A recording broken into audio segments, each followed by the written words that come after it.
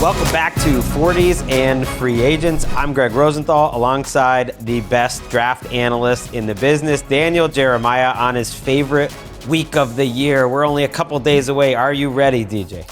Yeah, I think so. I mean, you never know until we get there, but it's, man, I'm just glad it's here. It takes, I think I've said this before, but like the crunch to the combine feels like it shrinks every year. And then like the literally path to the draft from the combine to the draft, it feels like it just gets longer. I think you're just getting older, and you guys got to work harder to repeat the same, productivity, which is why I'm going to put you on the spot. Did I tell you my cheat code, by the way, this year? Yeah, sure. Oh, man. Not actually watching the film, just reading everyone else and copying it. Yeah, that's what I just survey everybody, survey the landscape, see what it got, what everybody has. No, this was my cheat code this year. Unintentional, but I was like, you know what? I've been having too much coffee. I'm off. I'm gonna get off caffeine. So I did it for 2 months. 2 months, nothing. Well, then the crunch of the draft, and it doesn't stop. So I started taking it back up. Oh, and yeah. It hits different when you've taken a little bit of a break. I mean, I feel like I could scale a skyscraper right now with just 1 cup of coffee. I mean, I know you're a clean living type of guy, DJ. So this is about as crazy as you get. But yeah, everyone who's had a little weed here, it's legal here in California, knows, if you take off a couple of months, the next time you have it's gonna pop a little extra. There's something you weren't expecting to talk about. I'll take your word for it. Look, in this show, we're bringing back a segment people loved last year. I'm putting you on the clock for 5 minutes, just hitting you with rapid fire question. Okay. We're also going to kind of look at a couple teams at the end that we think maybe just one draft away from being closer than you think, and maybe some teams to pump the brakes on. But let's just start off just generally. Now we're kind of at the end of the process, some general impressions of the 2026 draft class. You have a better view, I think, than almost anyone of like how each draft class is different. What stands out to you about this 26 class? Yeah, I will say kind of the good and the bad here. I think as you've gone through the whole process, I think we talked about the edge rushers a lot, and it's a good group of edge rushers. I think the corner group being pretty deep is a significant, part of this draft, and kind of seeing those guys go all the way throughout. And on the opposite side of it, it's just the running back. This is one of the worst running back classes, just in terms of the number of guys. Like I talked to a GM the other day that said they had like 6 running backs on their front board, which means they had 6 draftable running backs, which is insane. When you look at it, I was just looking at, if you look at total, like you're talking about 21 running backs getting drafted on average over the last 5 years. 21. They had 6. So it's going to come from other positions. We're going to see a lot of tight ends day 3, the corners, safety groups, receivers is a bazillion of them. But that is that is a fascinating storyline in this draft. I remember on this show just 1 year ago, you were talking about how you love this tight end class more than any other. And then you think about this rookie season for Tyler Warren and Colston Loveland and Harold Fannin, and even Gunnar Helm is out there making plays. Rondé Gadsden made some plays, like all those guys did. Good call. Like, yeah, I think it's pretty deep at receiver, but every class seems like it's deep at receiver. Linebacker, certainly. Tackle. I don't know. Is there a defensive tackle even taken in the first round? I don't think that's a slam dunk. I think you could be waiting until round number 2. And the quarterback position, obviously. Did you want a little more sizzle, though? Just be honest. Like, would you want a little more sizzle out of the draft class? Class? I think you can build the nucleus of the guts of a really good team here. But I mean, look, when we're doing what we're doing, quarterbacks are kind of the tent poles that hold the discussion as you go through the entire draft. And we have one who's going to be the first pick, and then a maybe with Ty Simpson. Like when you've got 5-6 quarterback names you're kicking around there, that kind of drives the lead up into the draft. And yet you've talked about I'm curious now that you've really gone through your top 150 and getting everything going. Like, do you think it's deeper than some other classes? Because I went and looked at the 2024. This was going around. I don't know if you saw this, the third round draft, the third round picks for 2024. And you look at it and you're like, wow. I mean, there's some contributors there. But like not a lot. You have Jalix Hunt and Cooper Beebe and Blake Corum as some of your those are good third round picks, but those are some of your real standouts in the rest of it. So that class, which had some great players at the top, not as deep. What do you think in terms of depth of this class? Well, I think that there's another discussion that goes along with that, and I'll get to in a second. I think it's a fairly deep. I don't think it runs deep into day 3. To me, it's like up to like second, third, fourth round. I really like. But there's some years where you're like, man, I'm in the 6th round, and they're still getting good players. What I think is contributing to that list that you just discussed in 2024 is the fact that because of technology, because of having all of the data on these players, not only the analytical stuff, but then also having GPS, with in-game technology, I think there's more of a standard around the league. I think there's less variance, and I think basically what we used to scatter, 50 players, or let's say scatter the 30 players could get scattered over 4 rounds. I think all those guys are getting identified and crunched in. You also have to factor in the transfer portal, where all those guys are transferring up. So there's not as much guesswork with some players. They didn't play against the quality of competition. Well, now they're in the Big Ten or the SEC. You're playing. It's easier to identify guys when they're playing NFL caliber players each and every week, or at least a bunch of the time. So I think that's what's happened, and that's what's hurt some of these middle round players, is the rest of the league has kind of crunched all these guys together. So you're saying you've gotten better. The league's gotten better. It's not me. I have not heard that. No, I just think it's the league. I don't think it's anything to do with me. It's just that there's a little more consensus around the league now, and I think it's because the information. You're apples to apples. You're not having to compare 9 different fruits here. Justice for Kalen Bullock, by the way, who was taken there in the 3rd round. He might be the best 3rd round player. And Gonzalez, the guard for the Colts, has been very good. So there's still always going to be good players, but not a ton. All right, let's talk about inflection point. Where do you think this draft changes potentially? Like, where are you looking? I'm looking, to me, it's like this little alley that I think is fascinating. It's, 5, 6, 7, I think drives a lot of this draft. So because they could go anywhere, they could go offense, they could go defense. The Giants, the more I looked at that, and we saw it last week where they came out in their press conference and said Neighbors, is not all the way back yet. And you lose Wan'Dale Robinson, and I'm like, okay, well, they could be in a receiver market there at 5, where they're picking. Just they got to get somebody to help out with Jackson Dart. And then you also, the best players available are going to be the defensive players. So, do they go with one of those Ohio State guys there at 5? There's some mystery there. 6 with Cleveland has always been the debate of receiver tackle. I've kind of landed late in the process more so on tackle first, because you don't want to miss out on that when you get to 24. And then Washington doesn't have a 2nd round pick. So they could be potentially, Jeremiah Love could be there. You could be looking at, Downs could be there, but they could also be an attractive team to come up to take that spot, and they can recoup a 2nd round pick they don't possess. So 5, 6, 7 is kind of where things I think start to change. Yeah, it's fascinating, because my biggest question is like, when do these tackles get taken? Because if they don't, then you see like the premier players in terms of just like blue chip, a lot of the guys near the top of your prospects taken in the top 9 picks. But if these tackles just get taken a lot early, that's going to push everyone down. I think that's possible. That's no fun. Is this even a good tackle class? I know, but I feel like you're just trying to make these guys happen. They could be guards. Like it's not. I think that, but again, I think that there's a premium there, and that would not surprise me. And I think once you start to see 1 or 2 of them go, people are going to panic. Here's the thing, though. You could go inflection point as early as 2, because I don't think we have a consensus on which defensive player, and it's probably a defensive player that the Jets take. Yeah. And then even Arizona, I know you've been doing Maui Noah every time. I feel like they're a grab bag. Like, why couldn't they take Jeremiah Love? Our friend Nick Shook had him going to Arizona at 3. I feel like they could go in any direction in terms of premier talent. They could take one of the Ohio State players. They could take a tackle. So it's as unpredictable to me in the top 2 and 3 as a class that we've seen in a little bit.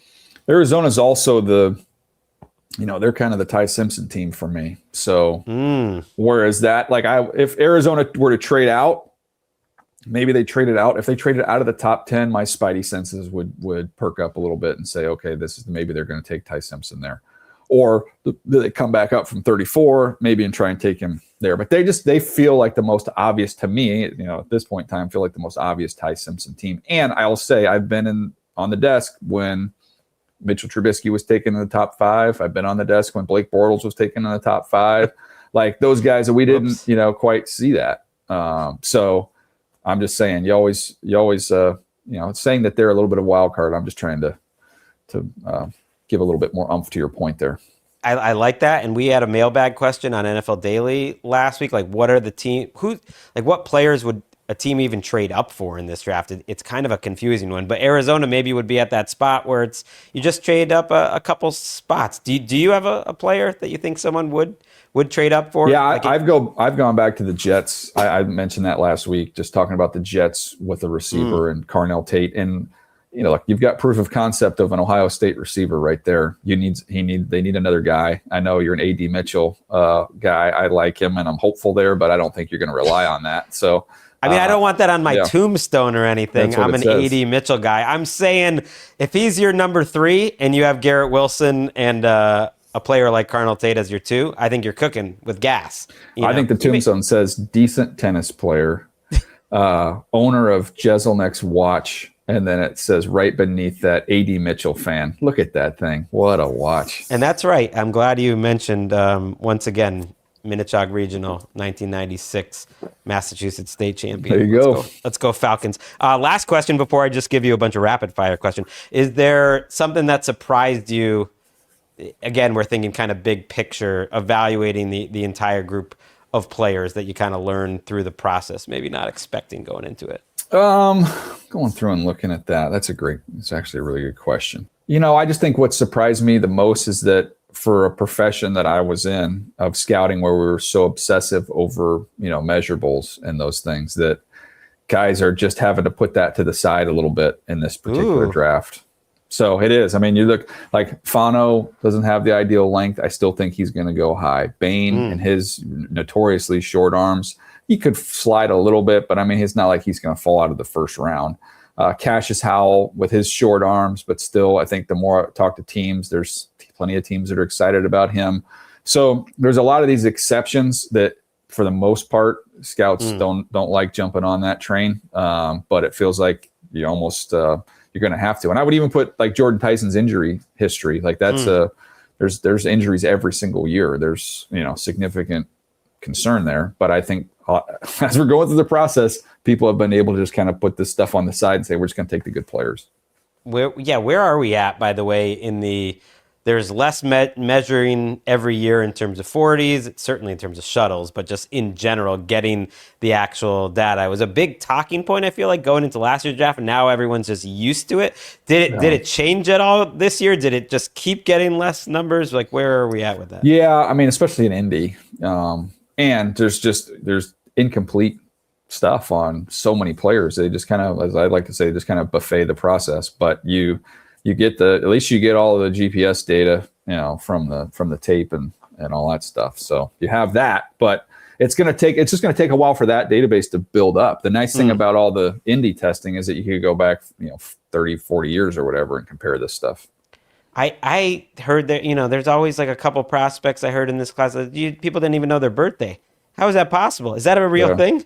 I had not heard that yet, but that's maybe an the interesting. Scouts know it, but like the public, it's been a baseball issue. I mean, remember we've had all that. Some players come from Latin America, and then you realize he's 24, he's not 16. It's like DJ. It just seems like he's younger than he looks. And then suddenly you look up and he's got kids in college, graduating. Going to be a grandparent. You know what I mean? Oh my God. All right, let's put you on the clock. We are going to have 5 minutes. I'm going to try to get as many questions as I can. DJ, you are on the hot seat. Start the clock. Let's go right now. Number 1, could David Bailey just be Chop Robinson with better PR? No, he's more skilled as a rusher. That's a mean question, but it's not mean. I think Chop Robinson was a first-round pick, but yeah, no, but Chop, but yeah, I think I'm still holding out hope for Chop, but no, he's a higher rated prospect coming through the process.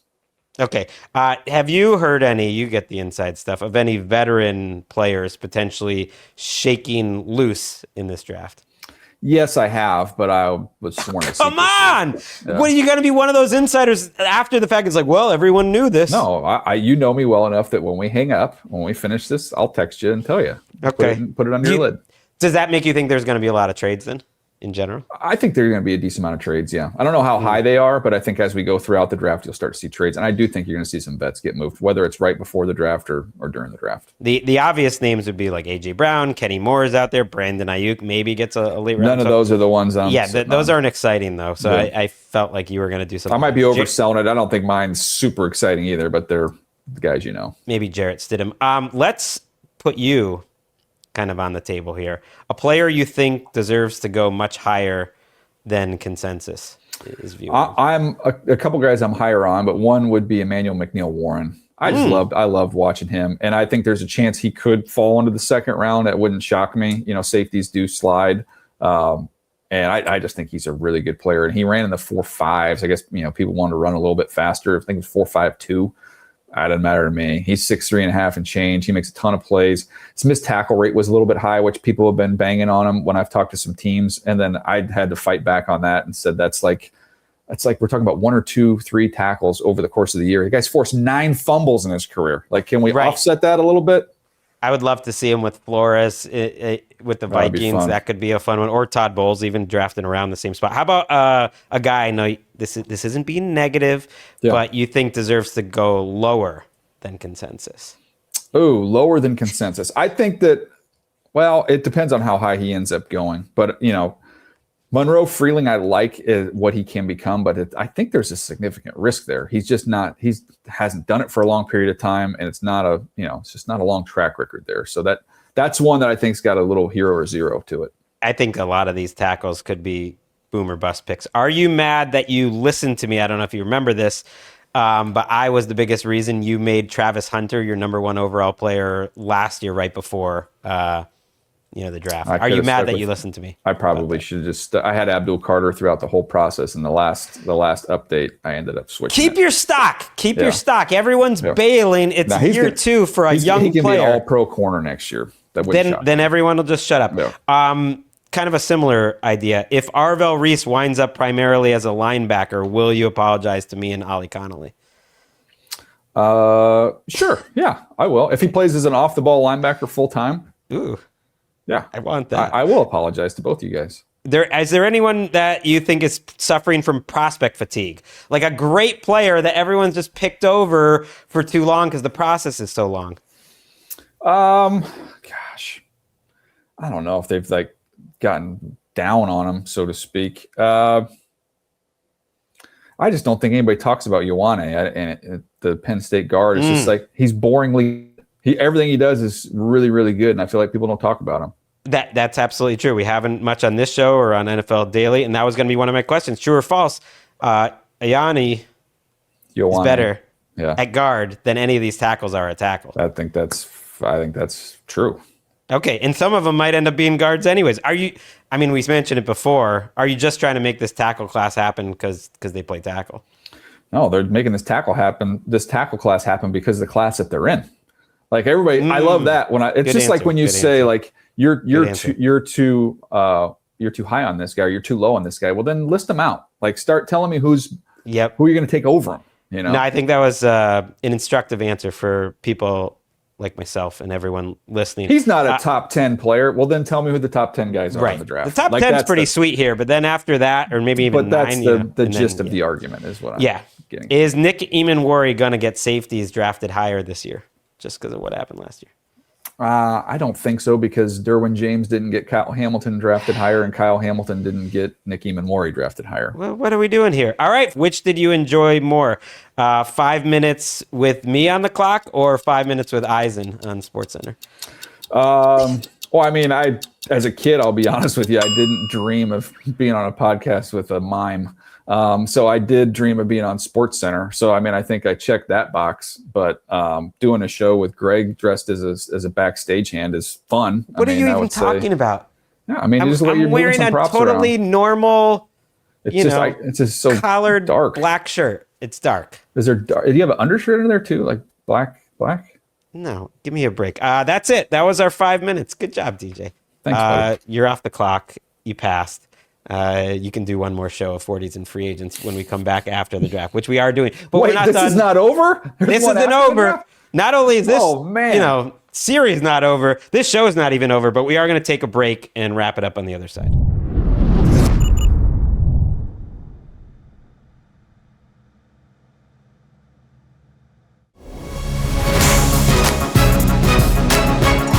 back on 40s and free agents. I'm excited. I'm going to be watching. I'm still, an NFL Network guy. I don't care about this merger. I'm watching Eisen and DJ all Thursday night while we're doing some live fun stuff for NFL Daily after the draft and during. But before that, let's talk about who you think could change the most in terms of this next season, negative and positive. But let's go negative. Maybe a team to pump the brakes on a little bit that maybe needs a big draft in a way that people don't understand. More holes than people really understand. A year ago at this time, we nailed a couple of the teams. I'm spacing on who they were. I know the Bengals were one of them. But why don't you give me a team to pump the brakes on a little bit? I'm still curious about Buffalo a little bit. I do think there's some significant work that needs to be done here. I think the David Edwards loss in free agency is bigger than people anticipate there. So getting that shored up, you look on the defensive side of the ball up front, I don't know. There's solid players up there, but that doesn't blow me away. Guys, I just look at them in terms of like how many players they have you have to game plan around. I don't know. They got some work to do. Yeah, I think both them and the Ravens, who are favorites right now, if you want to call them that, in terms of over-under win total in Vegas for whatever that's worth, the highest numbers in AFC, both have more needs going into the draft than you usually would expect. Like, where are the super strengths of the Bills team outside of offensive line and Josh Allen? Maybe that's enough. Maybe that's it. And I think they need an offensive lineman. I think the Patriots got to get faster. I think I start every exercise like this, offensive line, defensive line, and I just think they still need to do work on their offensive line. I still think they're going to be looking for defensive tackles and edges. I thought they were too hard on you in terms of the Patriots fans who didn't like that you gave them a defensive tackle. They could absolutely use a defensive tackle. So they're a team I think was way ahead of schedule last year, but has need in terms of, they have some premier players, but they have more holes, including at linebacker, than maybe people expect. What's interesting on the other side of that a little bit is going through the process, and they ended up obviously trading the pick for Waddle. But when you look at Denver's roster, you can make a case it's in the best shape of anybody. Like, there's when you go through and you're looking at what they need. Now, they don't have many picks, and they're picking 62 here, but that roster is in really, really good shape. So that was an interesting part of that exercise before they ended up trading out. When you're going through, who do they take? And I was like, they were a hard team to mock draft for. I'm almost kind of glad they made the trade, because it was tough to pin them down on what they would take. Last year's teams, by the way, is that we said, maybe just pump the brakes on a little bit. Dolphins, Bengals, Commanders, all in that mix. Wow. And you even had the Packers, although you said, I think they'll make the playoffs, but there's not enough oomph there. They're kind of trending towards the same idea of like good, not great. And you were right. So we stumbled. We stumbled upon one there. I feel bad about this because Panthers fans are getting tired of it, but there's this feeling that they made this huge step last year, and they did from where they were, and it's an easy division. But I just think they have a lot of holes as well. They're another team where offensive, defensive line I think could use a lot of improvements, some juice in terms of their skill position, talent. Really anywhere outside the cornerback position, I think could be improved there. So I still think they're like an ascending team, but they could really use another draft stacked on top of last year. Yeah, there you go. I'm with you on that one. All right, let's get positive. Let's go for teams that are a good draft week away from contention. I'm not going to say we nailed all of these last year, but I did have the Jaguars as one of the teams, so that was good. And you had the Bears. So those were two big hits. Give me a team that you think is a good draft week away from contention. I don't think the Giants are that terribly far off. I don't. I know there's a couple of things on the to-do list that we need to get a receiver in there, some more firepower there. But I think the offense and defensive lines are in decent shape. And that you get the new bump here with the new coach, some energy that comes along with that. And they've got a chance at pick number 5 to get an impactful player, offense or defense. So I don't think they're that far away. They were one of my picks last year. I conveniently didn't mention that one didn't work out that well. But if you think about it, all the same reasons I liked them last year, which was mostly line play. And now you have Jackson Dart not having to worry about the quarterback position. Obviously, you want him to develop, but you're looking at year 2. I think that's a good one. This is a weird choice, but I just feel like people have forgotten a little bit about the Bucs right now. They're in an interesting spot. People are a little tired of Bowles. They've just been at the same level. Even when they were winning games in the playoffs, they were kind of a 9-win team, but I still like their lines. If they can just get an edge, I like the youth throughout the roster, receiver, running back, certainly, but also on the defense. I like most of the offensive line. If they're a team where, man, if you could just forget those, doubles that your guy, Ozzie Newsome was always going for. Let's get some home runs for the Bucs. If they got the right edge rusher and another player in the secondary, perhaps in terms of their second round, I just don't think they're that far away from being right back with the real deal contenders. Yeah, I think in that division, I mean, it's all right there for them. They could easily win that division next year. So that's a good one. I'll give you one more here as we go through this, because I was going back and forth on a couple different teams here. It's an easier one, but Detroit. I mean, I know they need to replace a tackle, but the overall to-do list I don't think is that great. They can continue to add to the secondary, add another rusher, but I think kind of where they are positioned in the draft with what some holes they need to plug, I think they could accomplish that if they get it right. So they could be right back in the mix next year.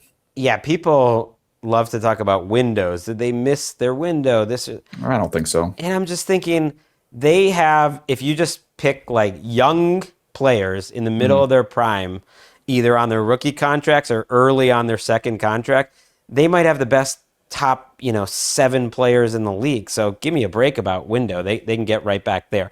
I made more bold choices than you. I had 2 more.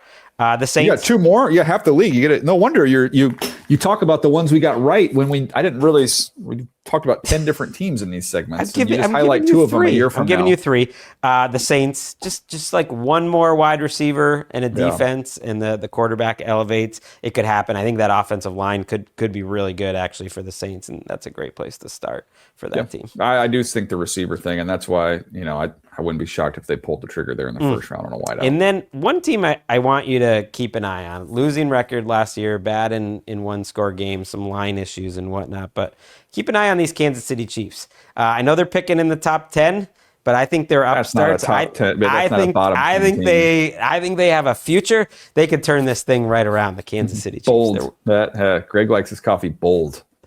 They really could use a great draft, though. It's been up and down. I mean, last year could actually work out quite well with Josh Simmons and everything. But if they got a good draft, it seems an obvious point to make. But they really need to kind of replenish the youth, the cheap, contracts on their roster. And if they do, they're right there.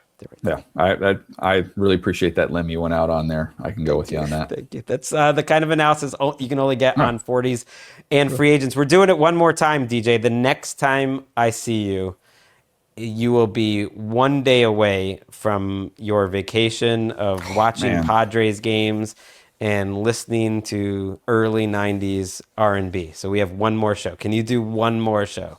Yeah, I'll do it for Drew. We will do it next week. In the meantime, everyone enjoy the draft. Can't wait.